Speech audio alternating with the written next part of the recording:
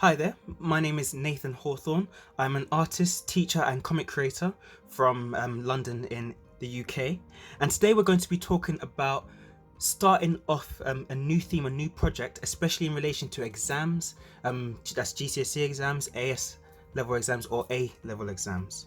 Now, at the beginning of an exam, typically you get a number of themes. It tends to be quite standard across all the exam boards. And you get a choice of things, and you have to pick one and then try and narrow it down into your own sort of response to that after doing research and so on.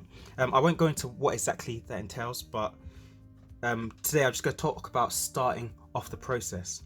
So I'll start off by looking at one of AQA's exam themes from last year, that's 2019, and the one that I'm going to run with is messages. Okay,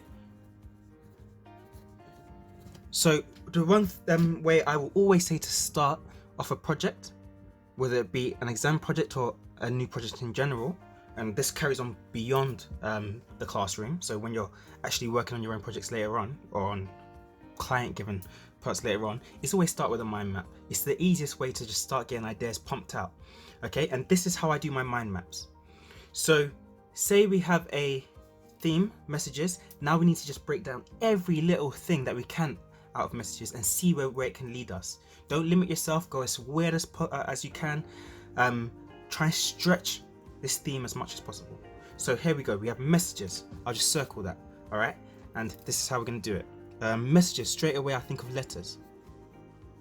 Sorry for my handwriting, I'll try and keep it as legible as possible. So letters, I also think of the term that loads of people use, mixed messages, and that applies in many contexts. Could even mention, whoops, these mechanical pencils. All right, could even mention love and relationships from that.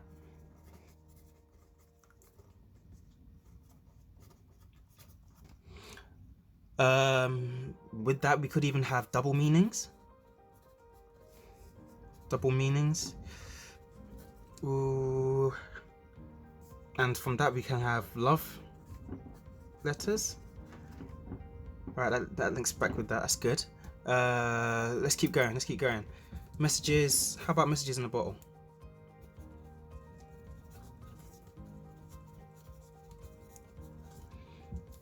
Alright, makes me think of time capsules, because sometimes you find those messages in a bottle and they come from like hundreds of years ago. Messages, how about when we think of letters? In fact, let's go back to here. Postmen, the people that deliver letters. Postmen and deliveries. This can be linked to distance. Messages can go far. Well, yeah, messages can be far reaching. And what's the best way? How do we send these letters and talk about distance these days? We send things by email. We use text messages. Then we can even start to talk about traditional versus electronic / modern methods. We could talk about how that links to technology in general and the place the part that plays within messages in our modern society. And just thinking, it just came to my mind now. How about pigeons? Back in the World Wars, they used to use pigeons to send messages. They were harder to intercept than the other methods that they used, such as telegram that they used to use. Okay, so pigeons. And then let's look a bit more metaphorically. So underlying messages, and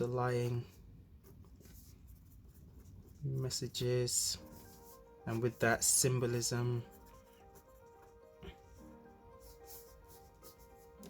meanings behind things. Okay, look at that. Now we've got a great set of ideas that we can use to hone in on exactly what we want to do. So now let's move on to the next step. Now unfortunately my video timed out and I lost a little bit of the next section, but I'll just fill you in on what you missed. So I've chosen to go with the route of technology. That's my sub theme. So first of all, I just want to pin down where exactly I'm going to get the information for this from. So the first one is of course artists, because this is art after all. The exam board actually gives you a couple artists just to get you started. I do suggest looking at these first. You may or may not use them, but have a look at them first so that they can start triggering some ideas in your mind. Also have a look at first-hand sources. You'll be able to find stuff in museums. There's household items from now or from the past. You should also think about talking to people, interviewing people that you know, especially older ones, in relation to stuff to do with technology through time. And of course read books. Those last two actually link in slightly to secondhand sources, and now we'll rejoin the video. So secondhand sources, we can go and we can look in places like Google, and there we can look for things such as old communication and do some research into that area. So old communication, new methods, and also the processes and stuff like that. Okay, so you might look into stuff like that from secondhand sources, and there you can read textbooks and things like that. Okay, so there we have places where we can get information. Artists is of course super duper important because this is the subject. It is art, and they do expect you to look at artists and where their work comes from and how they've responded to it in the past. Okay, we're building on what's happened before and making it our own. But also, I always say, when you go out and you look in museums, when you look in books and stuff like that, it fleshes out your work a bit more, gives it a bit more meaning. So from there, we've got our messages, technology, we've got these places that we can look up. So let's try breaking this theme down a bit longer. I'm doing this without having done a separate research here, which may take me in another direction, but let's just try and hone it a bit further while we're still here, just in case I want to throw this out the window and move on to a different one. So messages and technology. So I did say we're looking into the phone. How about into facts, ones that have gone extinct completely? We could look at within that how people view technology. Okay, there's a lot of talk now about people spending a lot of time looking at their phone rather than talking to people face to face or sending a letter, and a lot of people talk about how it meant more back in the past, but now an emoji can be used to explain a whole host of feelings. In fact, let's put that as a point. Emotes, emoticons, whatever you like to call them, or emojis. Okay, the role that they play, simplifying down language itself. Let's talk about language and how technology changed it. So how we went from having our alphabet and our full words to having shortened words and things like BRB, LOL, or even emojis. Let's keep going. All right, so just thinking back in time, we mentioned the pigeons earlier. I think that's still a great idea, something to work with. It'll be really interesting seeing how we can bring that in, and we can take photos with that. Okay, we can take photos. Pigeons are everywhere here in London. We have pigeons. We can take photos of those. We can look into exactly, and we can do some YouTube videos. We can look into how exactly these were training. We can also have a look at people who at postmen. Okay, and how they've changed with time as well. Before, people might have had to remember messages and ran and explain it to people, or they might have carried them. Sometimes they ran, sometimes they took camels, sometimes they took horse. Nowadays, postmen come on bikes, sometimes they walk, sometimes they drive vans. So all this ties into technology and how messages have changed with that as well.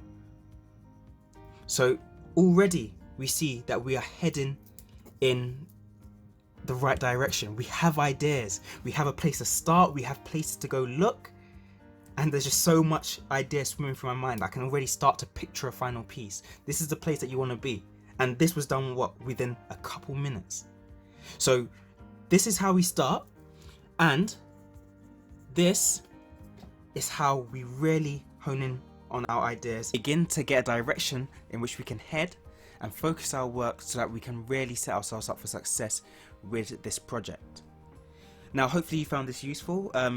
I will be doing more videos of this type, talking about art education, especially at GCSE and A-level level. If you have any questions or any topics that you'd like me to cover, please mention them in the comments, and I look forward to seeing you on the next video.